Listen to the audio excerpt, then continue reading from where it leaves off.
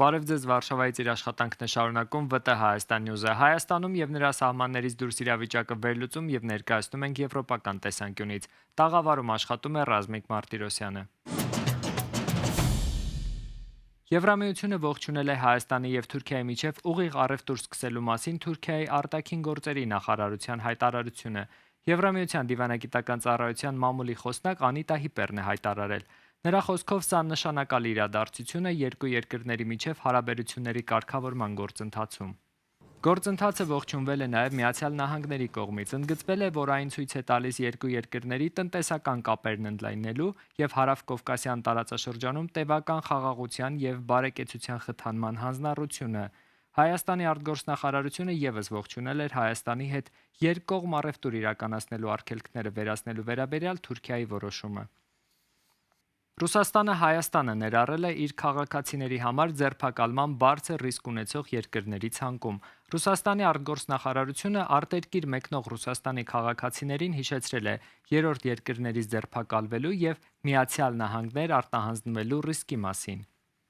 Ռուսաստանի արտգործնախարարության հրապարակած տվյալների համաձայն Միացյալ Նահանգների հարցումներով Ռուսաստանի քաղաքացիների ձերբակալման բարձր ռիսկայնություն ունեցող երկրների թվում են Եվրոպայի եւ Լատինական Ամերիկայի մեծ մասը, ինչպես նաև Ավստրալիան, Կանադան, Հայաստանը, Իսրայելը, Մալդիվները, Հարավային Կորեան, Սինգապուրը, Թայլանդը, Ֆիջին, Շրի Լանկան, Լիբերիան եւ Մարոկկոն։ Միևնույն ժամանակ նախարարությունից նշում են, որ այս ցանկը չի ներառում այն բոլոր երկրները, որոնք Միացյալ Նահանգների հետ ունեն արտահանձնման մասին պայմանագրեր։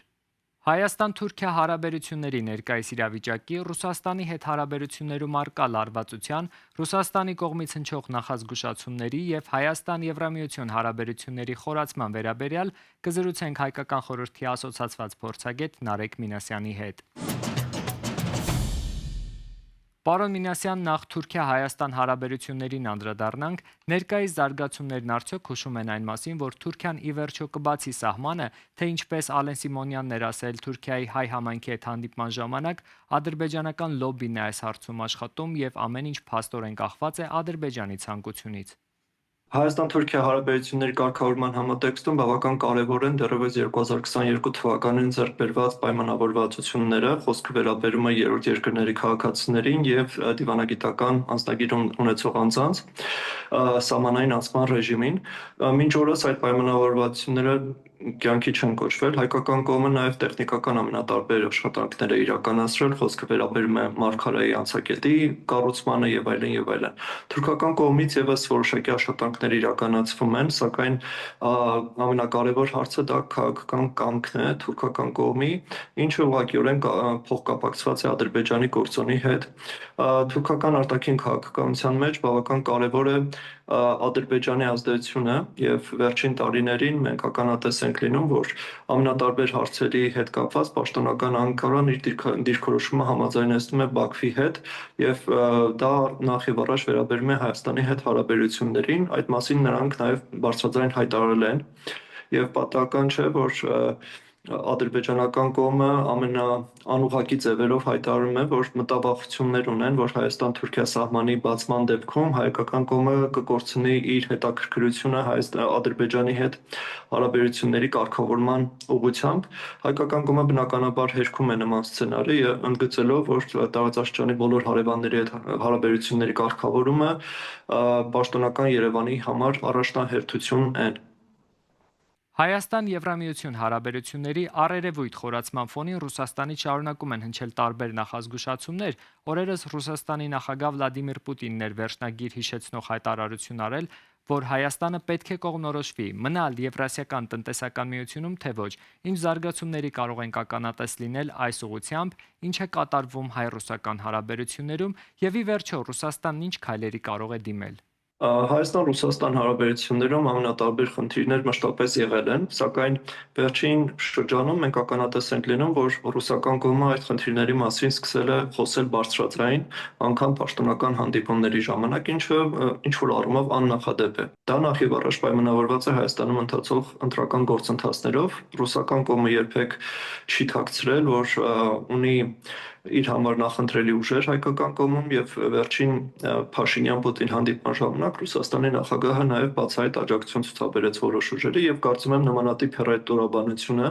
որը կիրառում է ռուսական կողմը, ուղղված է մի կողմից աջակցություն ցուցաբերելու այդ ուժերին, որոնք ցուցաբերում են ռուսամետ դիրքավորում, եւ նույն ժամանակ որոշակի վախեր կամ կասկածներ ստեղծել հանրության շրջանում Հայաստանի եվրոինտեգրման հեռանկարների հետ կապված։ Միևնույն ժամանակ կարծում եմ Ռուսաստանում միամիտ չեն եւ քաշ գիտակցում են, որ Հայաստանի ԵՄ անդամակցության գործընթացը կարող է տևել տարիներ, եթե ոչ տասնամյակներ, այսինքն խոսքը 1-2 ամսվա կամ տարվա մասին չէ, սա ավելի երկարաժամկետ գործընթաց է։ Այնուամենայնիվ, ռուսական կողմը պնդում է, որ եւ փորձում է հայկական կողմին դնել այսպես երկընտրանքի առաջ, կամ Եվրամիություն ընտրեք, կամ Եվրասիական տնտեսական միությունը ընտրեք։ Իրականում նման ընտրություն այս պահին որպես այդպեսին գոյություն չունի, որովհետև հայկական կողմի օրակարգում նման հարց այս պահին չկա։ Պաշտոնական Երևանը եւս հստակ հայտարարում է, որ այս պահին առաջնահերթությունը եվրոինտեգրումն է եւ եվրոինտեգրման գործընթացի վերջում որպես գործընթացի վերջնական փուլ նոր կարող է դրվել ԵՄ անդամակցության հարցը։ Դա էլ հստակ միանշանակ է, որ դա ավելի շատ քաղաքական հարց է եւ միայն հայկական կողմից չէ, որ կախված է, այսինքն այդտեղ կարեւոր է նաեւ թե նույն Եվրամիությունում ինչ տրամադրություններ կլինեն Եվրամիության ընդլայնման հետ կապված, որովհետեւ ամենատարբեր երկրներում կան որոշ շրջանակներ, որոնք այդքան էլ դրական չեն վերաբերում ԵՄ ընդլայնման գործընթացին անգամ այսօր, այսինքն կան մի շարք տեխնացու երկրներ, սակայն նրանց անդամակցության հարցը եւս արկախված է։ Սակայն հաշվի առնելով այն հանգամանքը, որ Ռուսաստանում էլ քաջ գիտակցում են, որ այս գործընթացը բավական ժամանակատար է, այնուամենայնիվ շարունակում են որոշակի ճնշումներ կիրառել հայկական կողմի նկատմամբ եւ իմ կարծիքով սա ավելի շատ պայմանավորված է գետնի վրա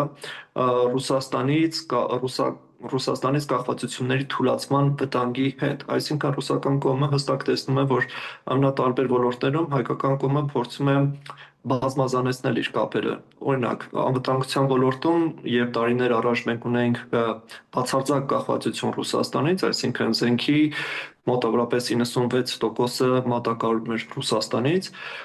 եւ ինչ որ պահի մեր կնքած պայմանագրերը սկսեցին չաշխատել, հայկական կողմը սկսեց բազմազանեցնել իր ռազմատեխնիկական համագործակցությունը եւ այսօր ունենք բավական զարգացող գործընկերություն Հնդկաստանի, Ֆրանսիայի, Միացյալ Նահանգների եւ եվրոպական որոշ այլ երկրների հետ, վերջերս Լեհաստանում էր նաեւ Հայաստանի պաշտպանության նախարարը եւ ամենայն հավանականությամբ այս ոլորտում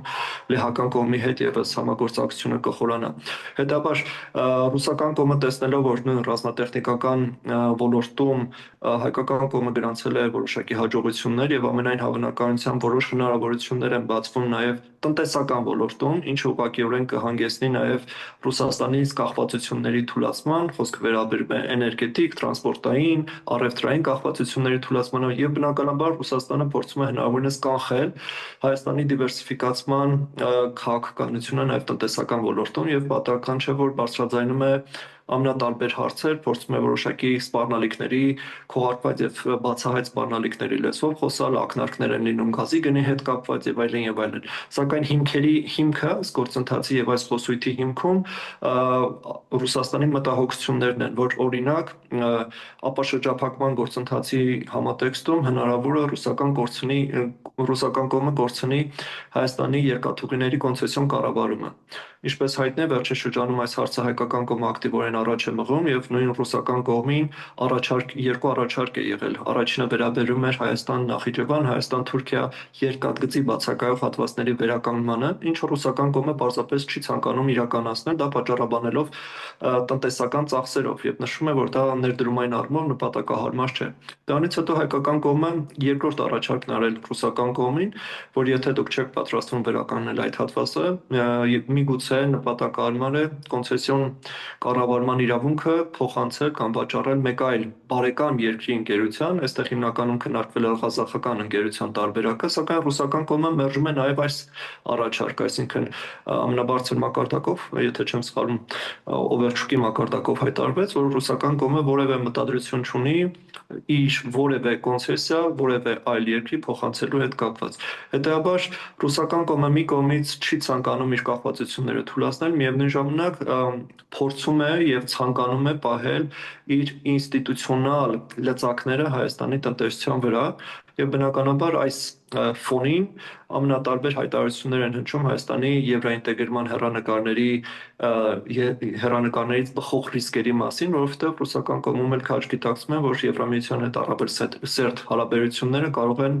Հայաստանի համար բացել որոշակի տնտեսական այլընտրանքներ, ինչը չի բխում բնականաբար Մոսկվայի շահերից։ Հայաստան-Եվրամիություն հարաբերությունների ներկայիս փուլն ինչպես է գնահատում, արդյոք այն զարգացումները Եվրոպական միությանն անդամակցության մասին են, թե դեռ վաղ է նման գնահատականներ հնչեցնել։ Հայկական կողմը հստակ արձանագրում է, որ այս պահին առաջնահերթությունը եվրոինտեգրումն է եւ ոչ թե ԵՄ անդամակցության հայտ ներկայացնել, այսինքն ոչ թե ֆորմալ գործընթացը, այլ հենց բարեփոխումների ճանապարհով հնարավորինս Եվրոպային ավելի մոտ լինելը։ Իհարկե հայկական կողմում նաև գիտակցվում է, որ սա բավական լուրջ եւ երկարաժամկետ տնային աշխատանք է ենթադրում, հաշվի առնելով նաև մեր որոշ հարևան երկրների փորձը, որոնք փորձում էին դառնալ ԵՄ անդամ, սակայն հիմա կասեցված է Վրաստանի դեպքում այդ գործընթացը։ Այնուամենայնիվ սա բավական ժամանակատար եւ մեծ ջանքեր պահանջող գործընթաց է, որը պահանջելու է մեծ ռեսուրսներ։ Հետևաբար հայկական կողմը պետք է փորձի մի կողմից իրականացնել այս տնային աշխատանքը, միևնույն ժամանակ բավական զգուշավոր գործի, որպեսզի չստեղծի հավելյալ ռիսկեր եւ մարտահրավերներ իր ավանդական գործընկերների կողմից։ Այսինքն չպետք է մոռանալ աշխարհագրության մասին, չպետք է մոռանալ ներկայումս դեռևս պահպանվող կախվածությունների մասին եւ պետք է քայլ առ քայլ հնարավորինս զգուշ եւ հաշվարկված աշխատել այս ուղղությամբ եւ կարծես թե այս մոտեցումը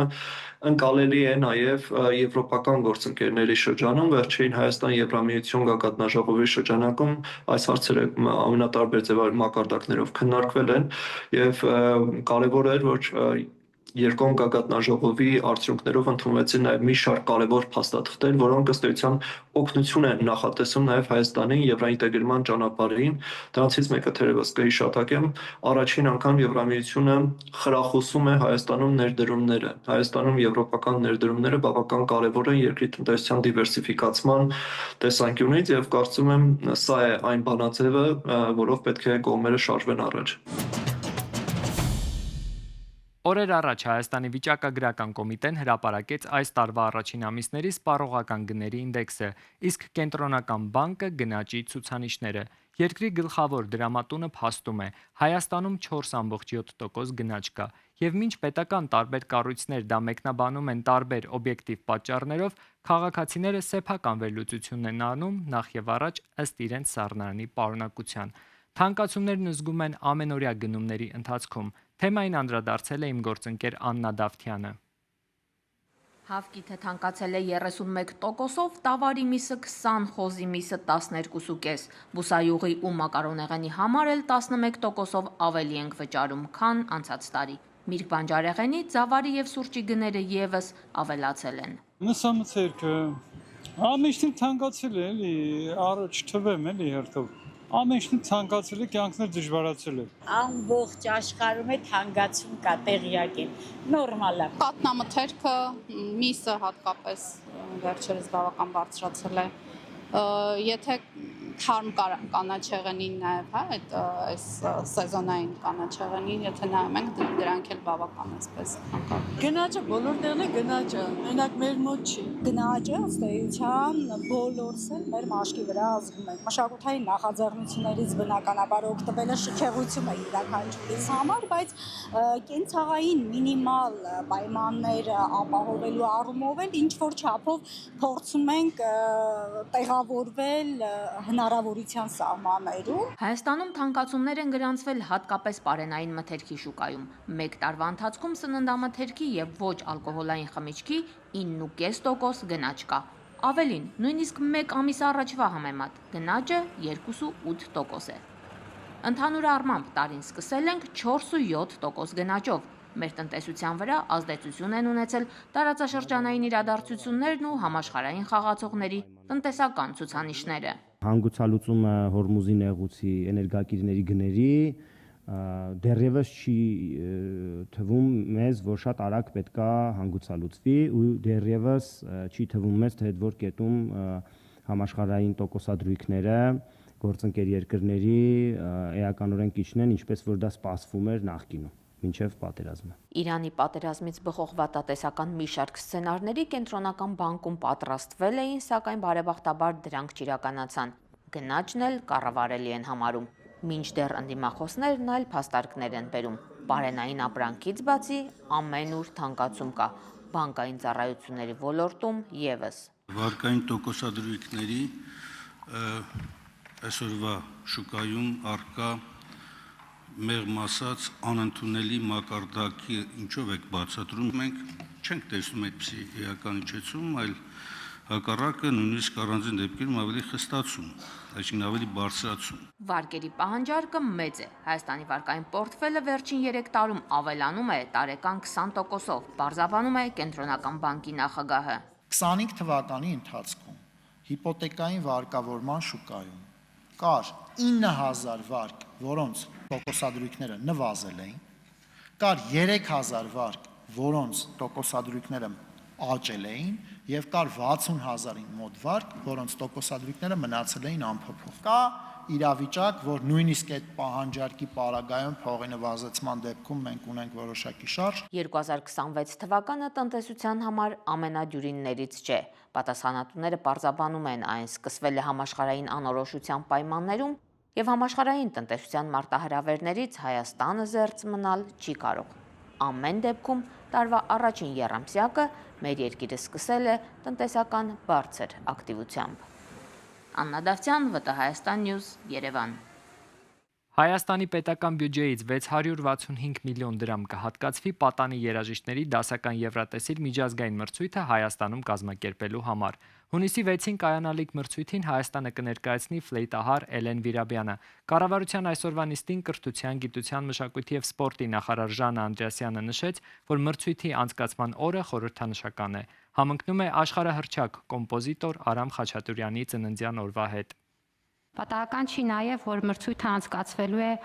օպերային թատրոնում, որի հիմնադրման 100-ամյակը լրանում է այս տարի, եւ այդ իմաստով այս միջոցառումը կդառնա նաև օպերային թատրոնի շենքի հիմնադրման 100-ամյակը նշանավորելու շատ կարևոր միջոցառում, հատկապես հաշվի առնելով միջոցառման բովանդակությունը, որը հնարավորություն է տալու ընդգծել նաև շենքի ճարտարապետական նշանակությունն ու գեղեցկությունը, քանի որ միջոցառումը անցկացվելու է ոչ միայն շենքի ներսում, այլ նաև շենքի դրսում, հատկապես տանիքային հատվածներում, որտեղ բեմադրվելու են բալետային եւ այլ ներկայացումներ, եւ սա հնարավորություն է տալու նաեւ ուղիղ հեռարձակման միջոցով, որը 11 երկրների է վերաբերում, որոնք մասնակցելու են մրցույթին, մասնապես Պորտուգալիա, Սերբիա, Շվեյցարիա, Բելգիա, Գերմանիա, Չեխիա, Կիպրոս, Լեհաստան, Լատվիա, Շվեդիա եւ իհարկե Հայաստան, ըստ էության մեծ տեսանելիություն է ապահովելու այս բոլոր առումներով մեր երկրի համար։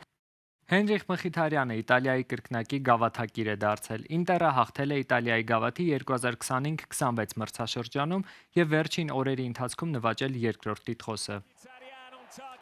Հայաստանի ազգային հավաքականի կիսապաշտպան Հենրիխ Մխիթարյանը խաղադաշտ է դուրս եկել 67-րդ րոպեին եւ օգնել Ինտերին հանգիստ պահպանել հաղթական հաշիվը։ Սոֆասկորի տվյալներով Մխիթարյանը ստացել է 6.8 գնահատական։ Ինտերի կազմում նվաճել իր 6-րդ տիտղոսը եւ կարիերայի 28-րդ գավաթը։